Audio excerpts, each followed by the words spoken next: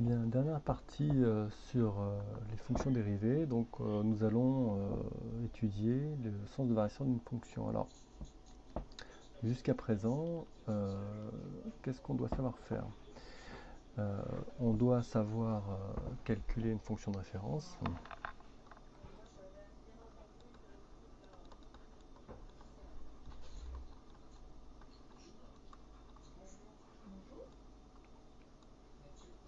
Pardon, la dérivée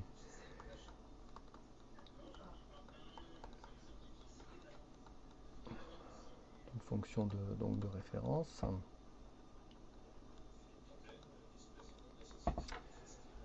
Et puis on a vu que ces fonctions de référence, on pouvait les assembler un peu comme les briques d'un Lego pour fabriquer de nouvelles fonctions. Et on doit savoir également calculer la dérivée d'autres fonctions bâties à partir de cette fonction de référence. Donc le but maintenant, ça va être, bon, on va avoir un exemple immédiatement, de calculer, de déterminer le sens de variation d'une fonction f, par exemple, qui est définie par f de x qui est égal à moins 3x carré plus 9x moins 5. Alors, rappelons les étapes de l'étude du sens de variation de cette fonction. Qu'est-ce qu'on va commencer par faire? On va, petit 1, donc calculer f' de x. Petit 2, étudier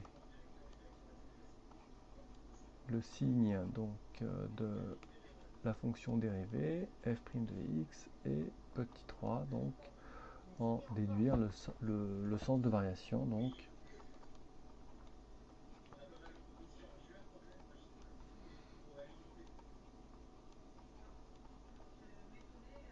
de f. Qu'est-ce qu'on va faire concrètement? On va faire un tableau de variation. Ok. Bon ben on y va. Première étape, on calcule f' de x.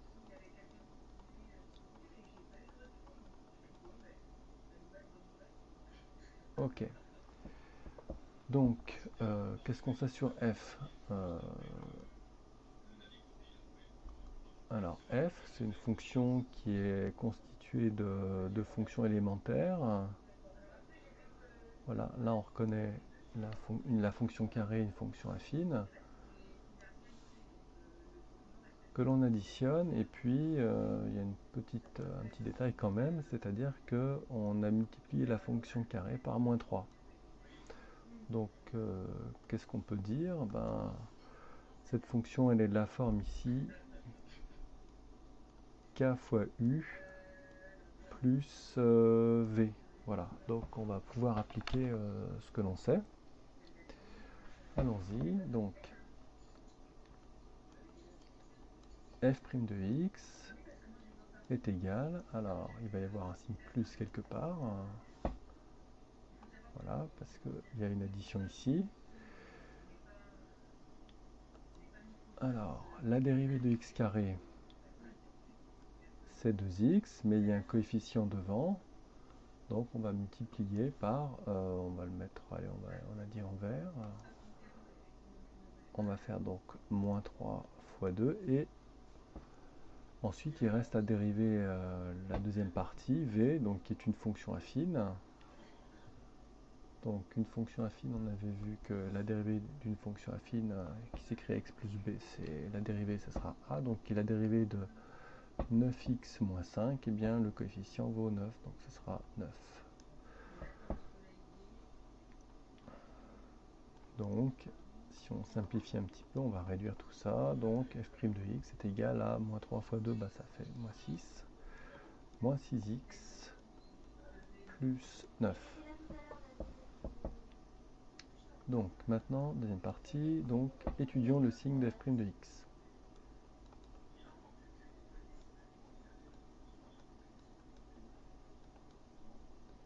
Ok. Alors, il y a deux manières de s'y prendre. Donc, petit a, ce qu'on va faire, c'est qu'on pourrait, dans la vidéo précédente, j'ai montré qu'on pouvait répondre à la question en résolvant une équation, mais ici on va résoudre une équation.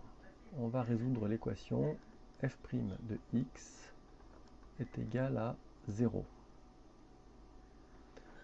Alors, f' de x, ici, hop là, on va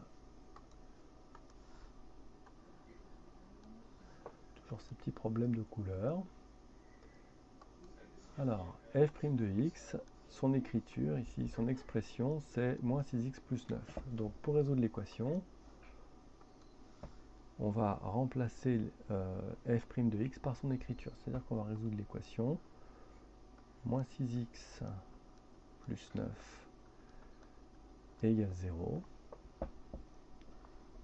Alors, il y a deux choses. L'idée, c'est de, donc, on en profite pour revoir un petit peu les équations du premier degré. L'idée, c'est d'isoler la quantité x à gauche du signe égal. Donc, pour faire ça, on a le droit de... Alors, il y a le 9 qui nous embête un petit peu. Donc, ce qu'on va faire, c'est qu'on va on va soustraire 9 de chaque côté du signe égal. Donc, si je retire 9 d'un côté, je suis obligé de le faire de l'autre côté.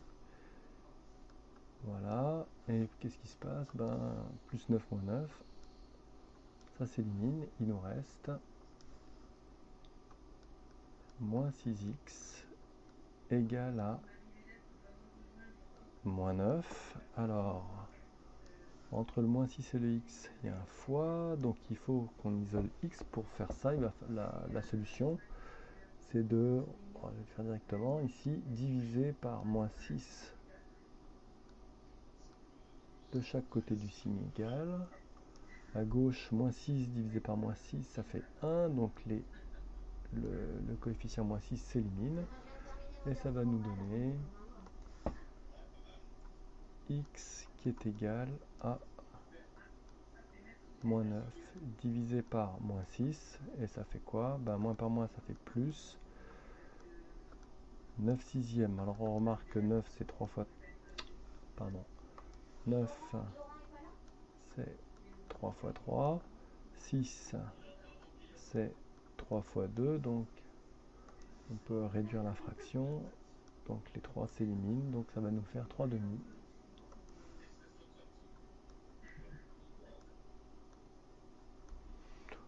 On aurait pu également, alors deuxième méthode, deuxième méthode, on va résoudre une inéquation, cette fois-ci f' de x supérieur ou égal à 0, donc c'est un peu la même chose. On commence par remplacer f' de x par son écriture, donc ça va faire moins 6x, on cherche les valeurs de x pour que moins 6x plus 9 soit positif, ça s'écrit comme ça.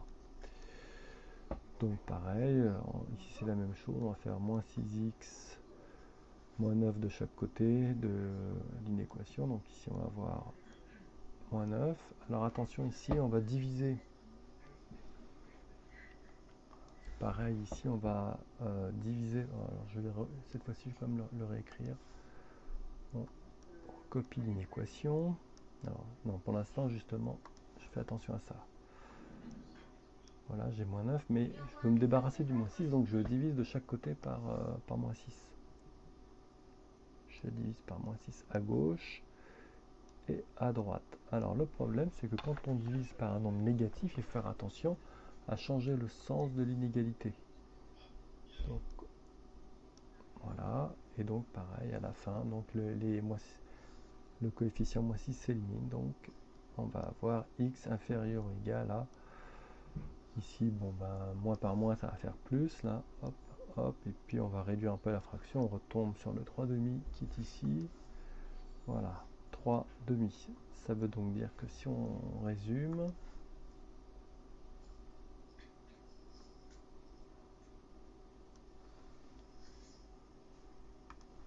alors, donc ça veut dire que pour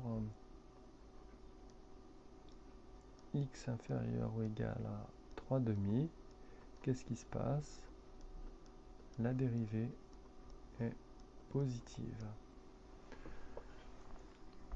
Alors, maintenant, on garde ça en mémoire et puis on va pouvoir étudier maintenant le signe. Dernière partie.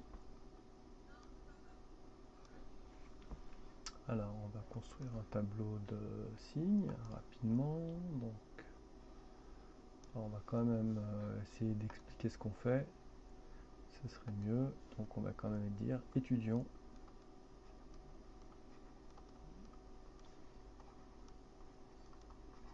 le signe de f' de x. Et donc, en déduire les variations de la fonction f. Alors, donc rapidement, on construit voilà le tableau. Alors, il va y avoir 3 lignes. Première ligne, les valeurs de x qui nous intéressent. Alors, x, ici, x est sur R, donc ça veut dire qu'ici, qu'est-ce que ça implique?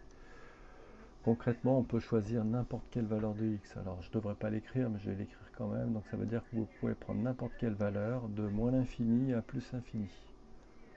Voilà. Alors ensuite, qu'est-ce qu'on a? On a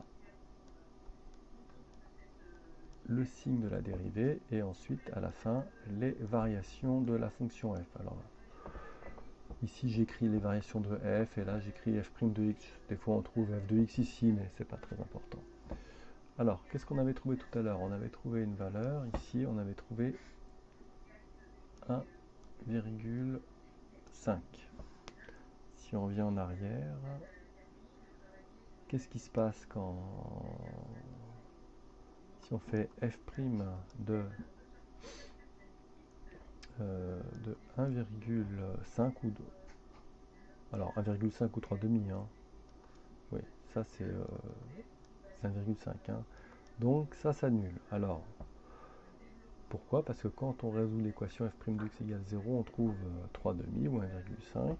Ça veut bien dire que si on fait f' de 1,5, ça fait 0.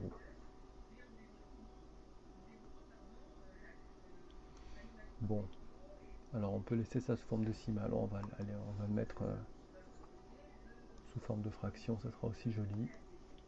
Voilà, alors, donc ici la valeur importante c'est 3 demi. Qu'est-ce qui arrive à notre dérivée quand x est égal à 3 demi? Elle s'annule. Alors, je vais la noter ici, f' de x qui est égal à moins 6x plus 9. Je vais faire comme si j'avais utilisé seulement la première méthode, c'est-à-dire la méthode A ici. Voilà, alors admettons qu'on ait seulement utilisé cette méthode-là. On verra l'autre après. Alors, imaginons que je choisisse une valeur de x qui soit quelque part de ce côté-là, plus petite que 3 demi. Par exemple 0. Exemple, si x est égal à 0, alors qu'est-ce qui va se passer si je remplace x par 0 dans la formule de la dérivée? Je vais avoir f' de 0 qui sera égal à moins 6 fois 0. Bon, je peux l'écrire, moins 6 fois 0 plus 9. Qu'est-ce que ça fait? Bon, c'est égal à 9. C'est égal à plus 9. Donc je peux jouer à ça en prenant toutes les valeurs que je veux, même si je prends par exemple une autre valeur. X égale à moins, allez soyons fous, moins 10. Donc je vais avoir f' de moins 10 qui sera égal à moins 6 fois moins 10 plus 9. Moins 6 fois moins 10 ça fait plus 60. 60 plus 9 ça fait 69. Hop, c'est à nouveau positif. Toutes les valeurs que je vais prendre ici vont rendre la dérivée positive. Donc ici, je peux mettre un plus.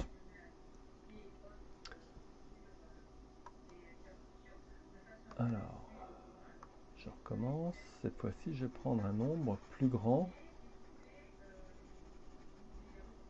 Un nombre plus grand que 3,5. Bah, ici, je vais prendre, j'en sais rien, n'importe une valeur quelque part au-dessus de 3,5.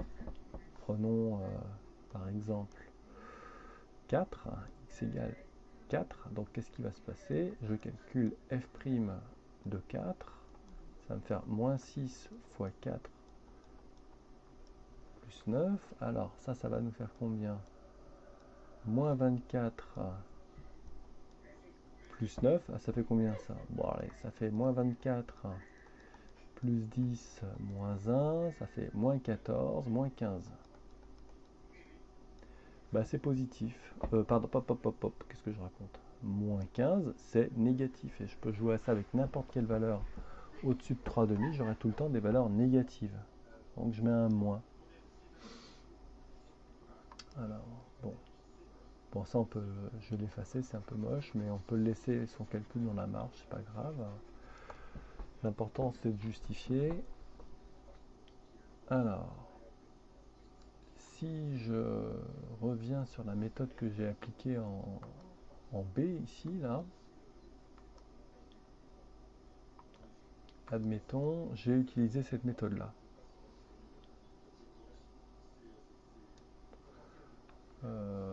Voilà, donc ici, ça nous dit, donc pour x inférieur à 3,5, alors,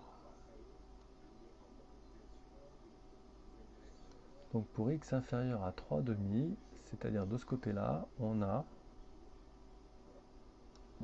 f' de x positif. Ah oui, positif, ça marche. Et de l'autre côté, ben, réciproquement, quand x est supérieur à 3,5, f' de x est négatif, on retrouve ici. Ok, donc là, hop, hop, hop, on va essayer, voilà. Donc on va terminer notre tableau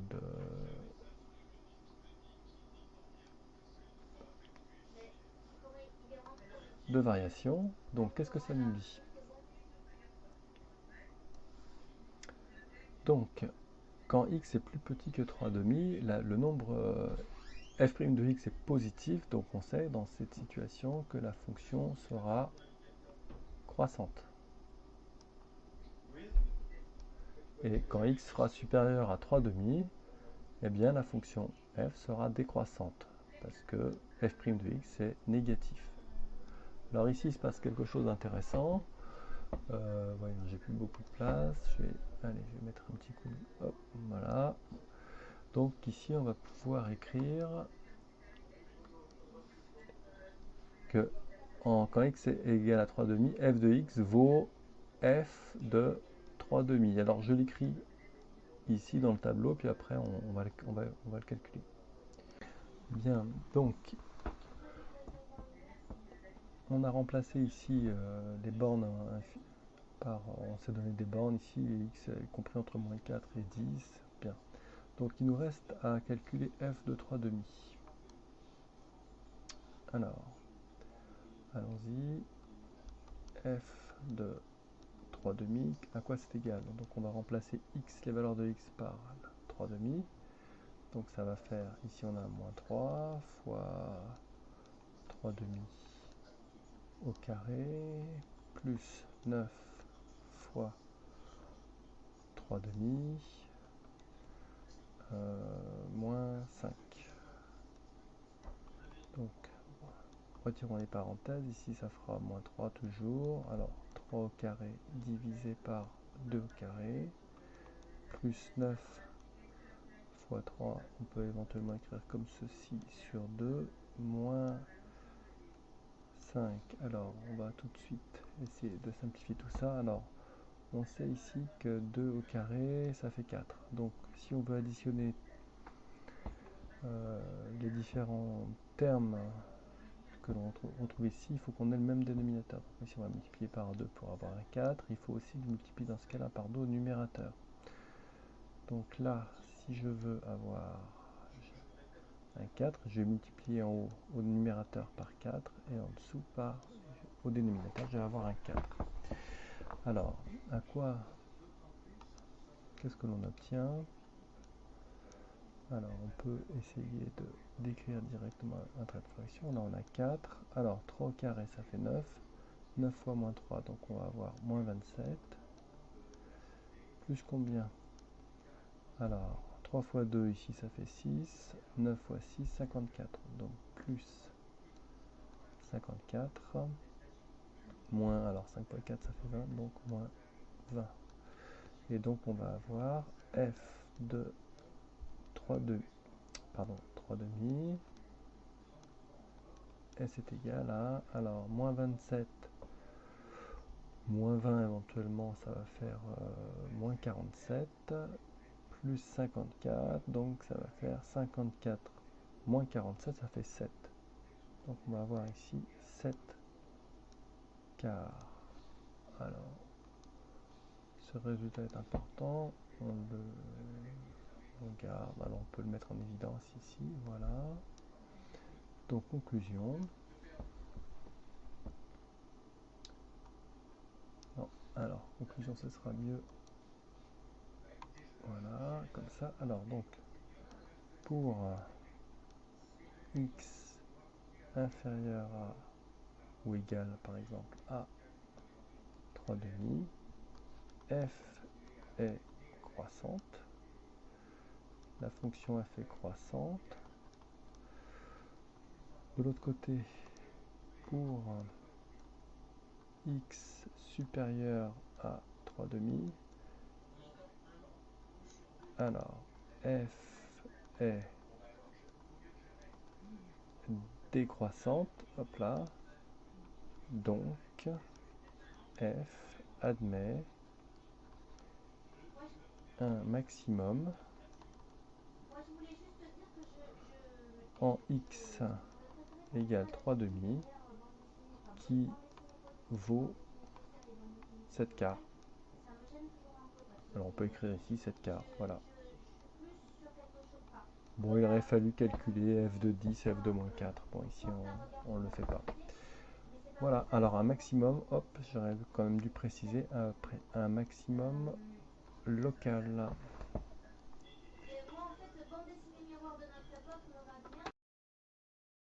Alors cette fois-ci, on a affaire à une fonction qui ressemble à l'autre, mais ici on a une fonction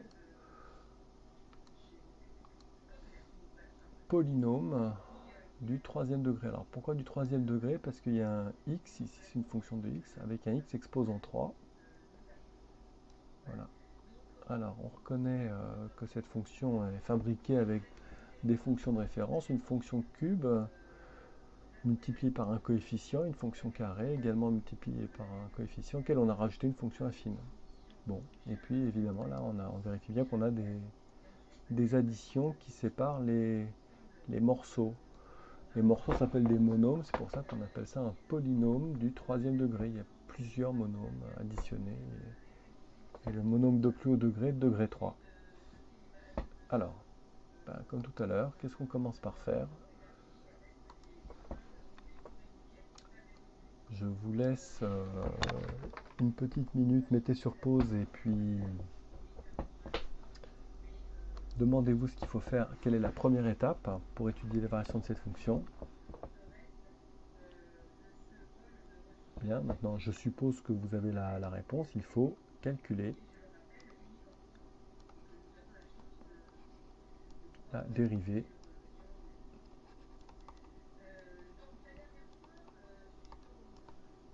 donc f' de x. Allons-y. Alors, qu'est-ce que c'est que cette fonction? Donc c'est une somme de fonctions, donc on peut dire alors on peut dire que f est de la forme, alors on y va, f est égal à, c'est de la forme u plus v. Alors il y a u plus v, c'est vrai qu'il y a un plus ici, là il y a un moins, il y a un plus également ici, mais globalement c'est la forme. Donc f', ce sera une fonction qui sera de cette forme-là. Bon, je l'écris, c'est pas forcément nécessaire de l'annoncer. Enfin, c'est bien. Donc on y va. F' de x, c'est égal à quoi? Alors, pareil, donc ici, non. On a un coefficient qui est là, un coefficient qui est comme ceci également. Alors, donc on va avoir un tiers fois, alors, la dérivée de x au cube, c'est 3x au carré. Ensuite, donc comme la fonction de cette forme-là, il suffit d'additionner ou de soustraire les différents morceaux ou monômes de cette fonction, donc il y a un moins. Alors, ici on va retrouver encore le 3 demi qui est là, donc plus 3 demi fois la dérivée de x carré. Alors, la dérivée de x carré, c'est 2x. Et puis, dernière chose, alors je vais mettre en orange, le dernier plus qui est là, donc plus la dérivée de 2x moins 5, et bien c'est 2. Alors, on va réduire tout ça. 1 tiers fois 3, c'est comme si on faisait 1 fois 3 divisé par 3. Les 3 vont pouvoir s'éliminer. Pareil, les 2 également vont s'éliminer ici. Alors j'ai un peu fait exprès pour que ce soit plus facile à écrire ensuite. Donc ma fonction, elle s'écrit x carré, ou une fois x carré, mais ça fait x carré, moins 3x, plus 2. Alors donc, voilà, on va la réécrire. Donc f' de x est, alors c'est un x ici, attention, est égal à x au carré moins 3x plus 2. Et comme c'est un résultat important, eh bien je vais l'entourer. Voilà. Alors, deuxième étape, posez-vous la question maintenant. Voilà, pendant que je suis en train de me débattre avec les stylos, donc posez-vous la question de ce qu'il faut faire maintenant. Vous avez travaillé et qu'est-ce que vous allez faire de votre résultat? Qu'est-ce qu'il faut en faire? Qu'est-ce qu'on doit écrire sur la copie? Je vous laisse réfléchir quelques secondes ou mettez la vidéo sur pause. La deuxième étape va consister à calculer, à étudier le signe de la dérivée. Donc on va l'écrire, étudions le signe de f' de x. Et je l'écris avec f' de x qui est égal à x carré moins 3x plus 2. Ah, alors, on reconnaît une vieille connaissance, enfin je l'espère. Donc ici, normalement vous devez reconnaître ce genre de fonction, c'est une fonction trinôme du second degré. Et pour étudier un trinôme du second degré, il y a des raccourcis qui permettent d'obtenir rapidement le signe de la fonction.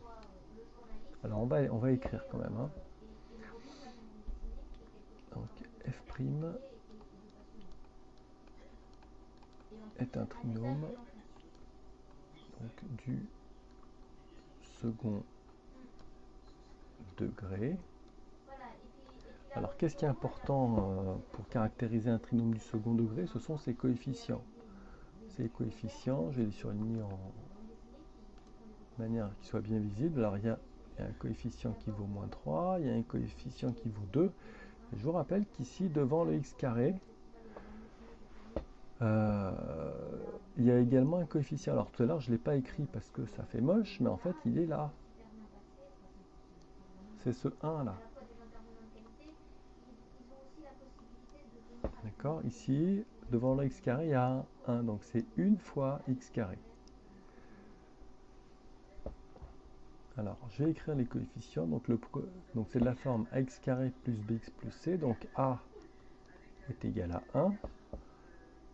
Allez, je vais continuer B est égal à moins 3 et C est égal à 2. Alors, il y a un outil qui permet de calculer un nombre qui va nous dire si un trinôme change de signe ou pas. Alors, donc, il va y avoir deux étapes intermédiaires. Alors, je l'ai ici. Est-ce que je vous laisse 2 petites secondes pour essayer de vous souvenir? Donc, mettez éventuellement la vidéo sur pause, notez votre réponse sur votre papier et comparez après avec ce que je vais vous raconter. Bien, vous êtes prêts? Alors, première étape, on va calculer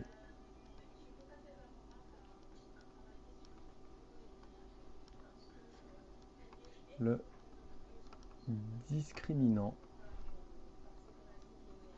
delta du trinôme.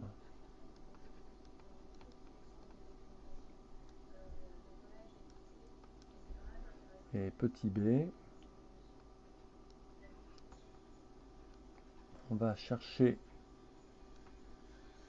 les racines, alors si elles existent, les racines du trinôme.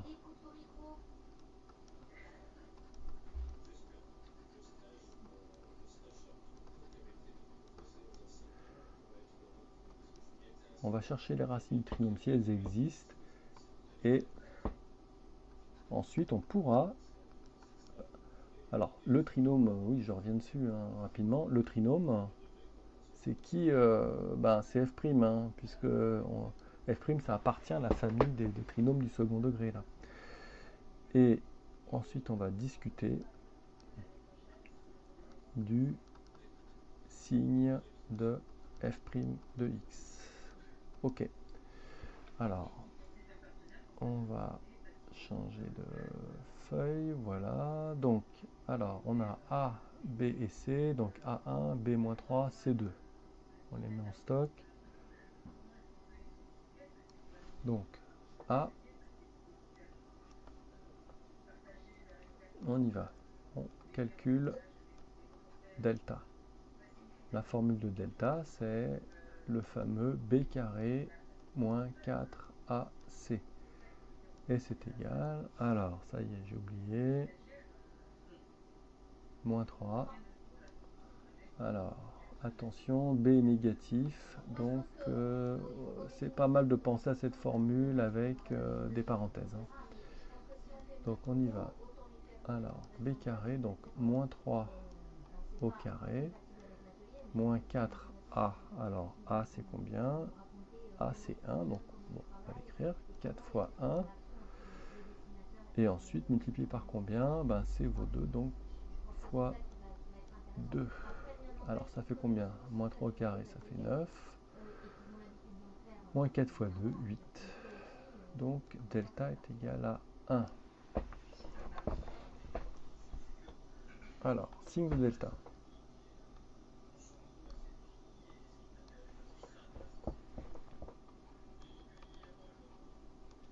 Signe du discriminant delta. Delta est égal à 1 et c'est positif. Donc, f' de x a 2 racines. Qu'est-ce que c'est que cette histoire de racines? Deux racines, x1 et x2, c'est deux nombres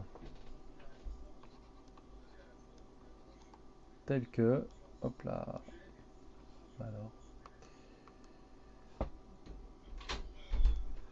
alors, ouais, deux racines. Alors, la racine c'est féminin, donc on va essayer de corriger cette faute. Hop là. Tel que, donc on va avoir f' de x1 égale 0 et f' de x2 égale à 0. Donc on va les calculer. Elles existent, elles sont là. Donc, on va calculer x1 et x2. Alors, On y va.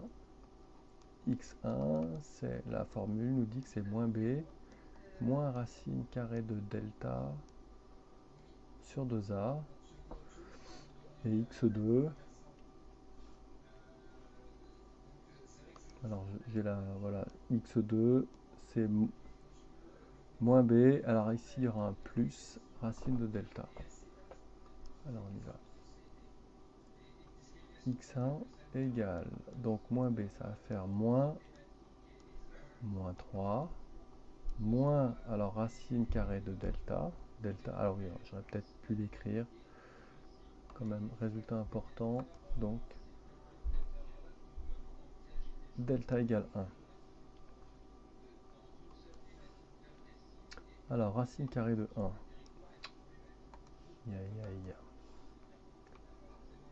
Racine carrée de 1 divisé par 2 fois A. Alors, A, bon, j'aurais pu les écrire à côté quand même. A égale 1, B égale à moins 3 et C égale 2. Donc, bon, 2A, donc 2 fois 1. Et ça fait combien? Alors, moins 3, 3. Racine carrée de 1, ça fait 1, moins 1. Divisé par 2. 3 moins 1, ça fait 2. 2 divisé par 2, ça fait 1. Hop là, et d'une. x2. Alors, on recommence. Moins b. Cette fois-ci, c'est plus racine carrée de 1 sur 2 fois 1. Attention, entre les deux formules, on a là. Non, mais je change, c'est pas pratique ça. Donc là, on a un moins et maintenant on a un plus, hein, d'accord? Alors, on revient ici. Voilà. Alors, ça fait quoi ça?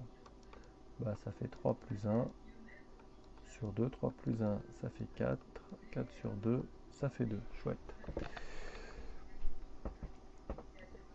Alors, dernière étape. Peut-être pouvoir quand même encadrer, c'est des résultats importants, donc je les écris ici. Alors, là j'ai pris beaucoup de place, mais j'essaie de tenir ici. x1, ça fait 1.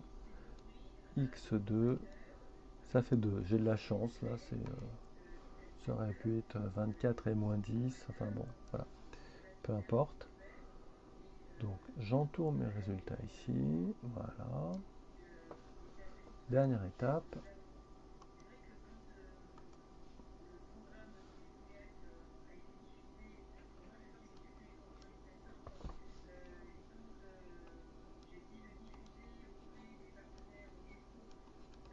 Le signe de la dérivée. Alors,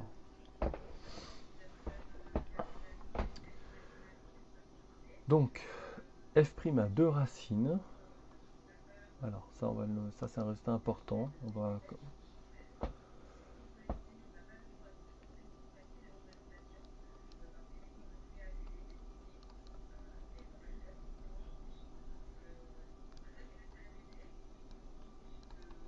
à deux racines, 1 et 2, et f' de x est du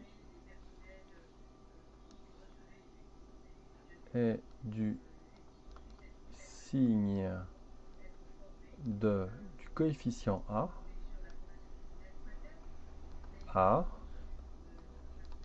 l'extérieur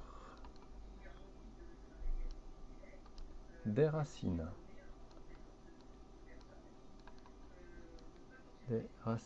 Alors, qu'est-ce que c'est que ce A? C'est le A qu'on a trouvé. Alors, je vais le mettre en quoi lui? Allez, je vais le mettre en...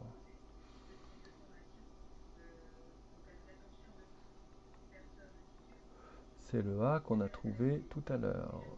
Et du signe de A, c'est ce A qui est là. Alors, qu'est-ce que j'ai fait de cette dérivée? Alors voilà, c'est du signe, c'est lui-là. Alors, donc ça veut dire qu'il est positif. bien, bien, bien. Donc, est-ce qu'on a encore un petit peu de place? Ouais, donc on va pouvoir faire le tableau. Alors, non. Alors, on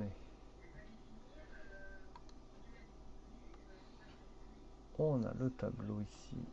Voilà, bah ça on commence à connaître, hein. Donc c'est le tableau avec une ligne pour x, une ligne pour f' de x et une ligne pour les variations de la fonction f. Alors, il y a deux valeurs importantes. On avait dit qu'on avait trouvé. Alors, on les avait mis en quoi ces racines? En quelle couleur? Alors ici, on les avait mis en bleu ciel. Alors, on va les écrire en bleu ciel. Alors, on a trouvé soit x égale 1, soit x égale à 2.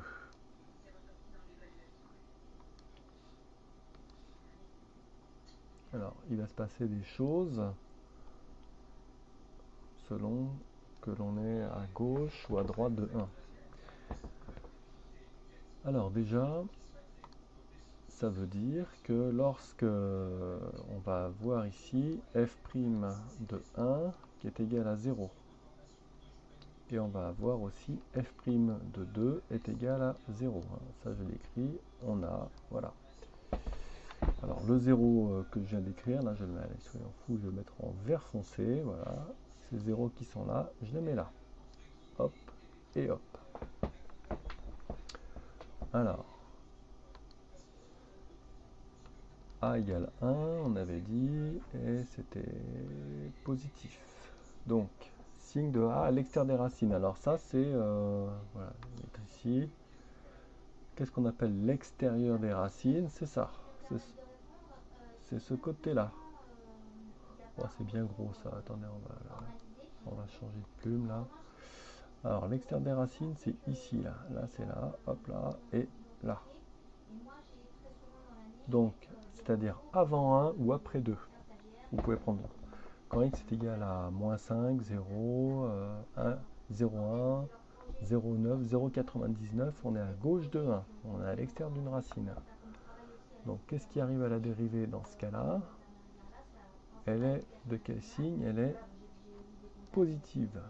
Et pareil ici, de l'autre côté, elle est positive. Si vous ne me croyez pas, eh bien calculez. On peut calculer f' de 0. Alors pourquoi 0? Parce qu'on est des flemmards et on n'a pas envie on a envie de faire le moins de calculs possible. Alors on y va. F' de 0, si je remplace, alors hop là, ma dérivée elle est où? Si je remplace x par 0 là, ça va être 0 ici, 0 là et 0 là, j'ai trouvé 2. C'est positif. D'accord? Et alors on va essayer de revenir au tableau. Voilà.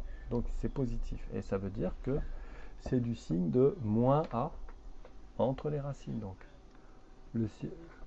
l'opposé d'un nombre positif, c'est négatif. Voilà, donc ici, notre dérivée est négative, ici entre 1 et 2.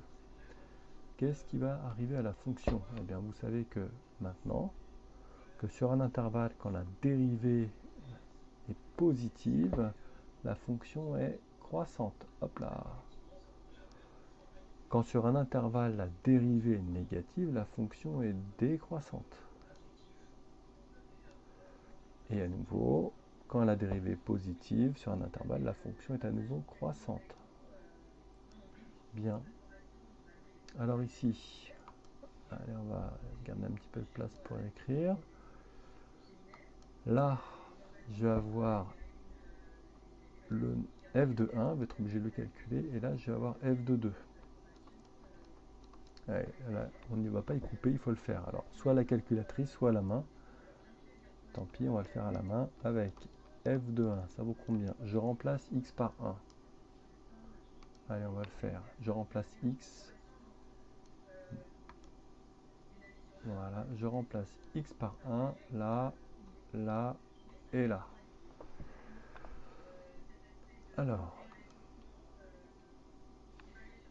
Je vais donc avoir 1 tiers de 1 au cube, bon, moins 3 demi de 1 au cube, plus 2 fois 1, moins 5. Alors 1 au cube, c'est 1 fois 1 fois 1, ça fait 1. Donc ici, je vais avoir 1 tiers, moins 3 demi, plus 2, moins 5. Alors, il va falloir essayer de simplifier ça. Alors là, il y a égal. On va tout mettre au même dénominateur. Alors, le dénominateur commun ici entre 3 et 2, ben, ça va être 6. Donc ici, on va faire, pour avoir 6 au dénominateur, ici dans cette fraction, on va faire 2 fois 1, 2. Si je multiplie le numérateur par 2, je suis obligé de multiplier le dénominateur par 2 également. Ça fait 2 fois 3, 6.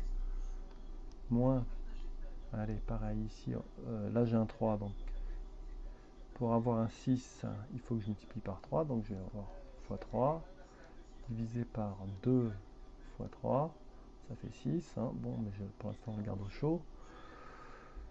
Bon, j'aurais pu peut-être réduire, là ça va faire quoi? Oui.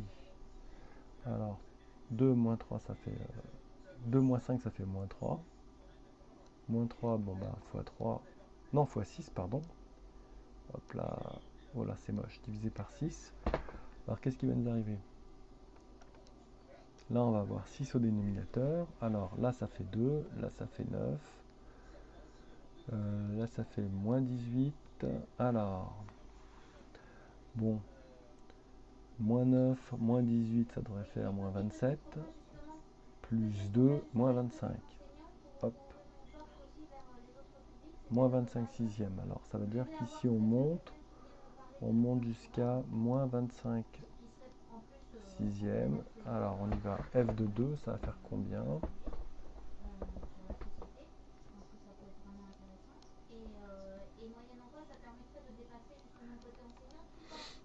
Alors, F de 2. Alors, 1 tiers de 2 au cube, moins 3 demi fois 2 au cube, plus 2 fois 2, moins 5. Alors, 2 au cube, ça fait 2 fois 2 fois 2, ça fait 8. 8 sur 3. Alors, on peut peut-être simplifier un petit peu. Là, il y a un 2. Un 2 au carré divisé par 2, c'est 2 fois 2. Donc ça dégage, ça dégage. Donc il va nous rester ici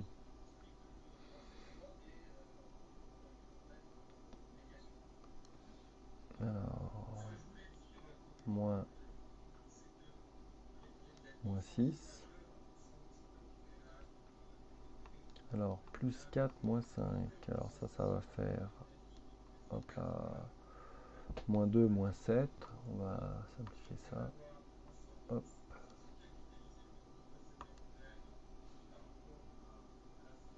On avait dit 7. Ici, alors, 8 tiers moins 7. On va faire fois 3. Et on va diviser par 3. Comme ça, on aura tout le même dénominateur. Donc, ce qui nous fera 21. 8 moins 21 sur 3 moins 13 moins 13 sur 3. Alors si on veut comparer par exemple par rapport à l'autre, là on pourrait tout mettre sur 6, pourquoi pas, comme ça serait plus joli.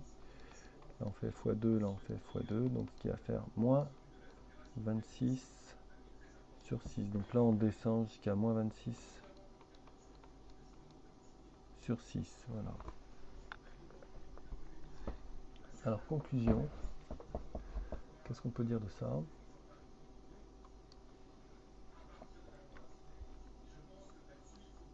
F, alors, il faudrait dire F croissante sur